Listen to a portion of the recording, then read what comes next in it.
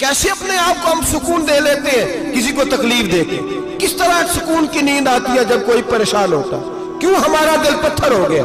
आला हज़रत फरमाया करते थे, जा किसी से जाके इलाज करा, तेरे सीने में जो दिल धड़क रहा है वो सख्त हो गया, जा किसी से जाके इसकी दवाई खा, तुझे ख्याल ही नहीं आता तड़पते लोगों को देखकर, जा जाके इलाज करा, अगर ऐसे ही मर गया तो हालात तेरे हक में अच्छे नहीं होंगे।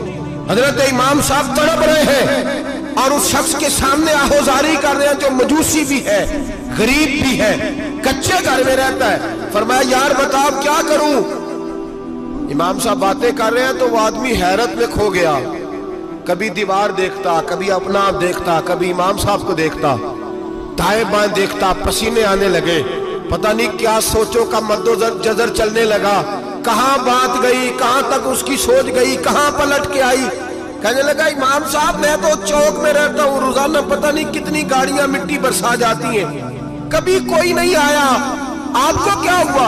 आप फरमाने लगे मुझे किसी का नहीं पता, मुझे तो मैंने जो कुरान हदीस पढ़ा है मुझे तो डर आ रहा है, मुझे बता तू माफी देता है कि नहीं, तेरी दीवार साफ होगी कि नहीं। कहने लगा हुजूर दीवार को छोड़े, पहले कलमा पढ़ाए, मेरा दिल तो साफ कर दे।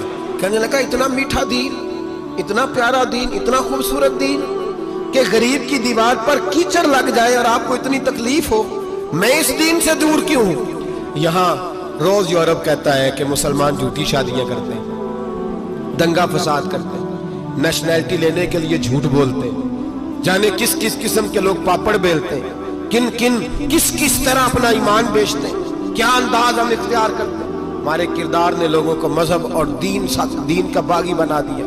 हमारे बुजुर्गों का तरीका ये था कि छोटी छोटी बातों का ख्याल करते, छोटी छोटी बातों का। बहुत बड़े आलिम थे, ये सारी नेकियां तो उनकी समाजी थी, फलाही थी, उनकी मुआशरत की नेकियां थी, दुनियादारी।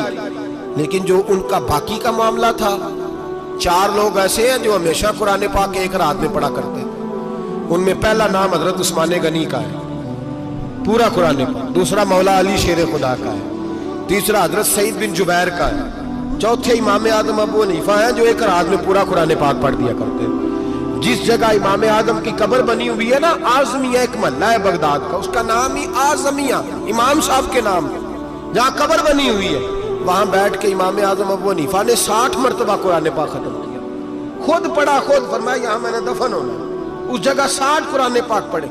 रमजान का महीना आता था तो इमाम साहब एक कुरान पाक दिन में पढ़ते थे, एक रात को पढ़ा करते थे, एक कुरान पाक सुनाया करते। इमाम साहब रहमतुल्लाह अलैह सारी रात नफल पढ़ते। लोग कहते हैं कि इमाम साहब की रात नमाज के लिए खड़े होते तो एक रकत में 15 सिपारे पढ़ते, तो लोग कहते थे ये अबू हनीफा नहीं, ये तो को किसी ने पिलर खड़ा कर दिया, ये तो कोई सुतून है, रुकू ही नहीं करता, पूरे 15 सिपारे। यहाँ तो अभी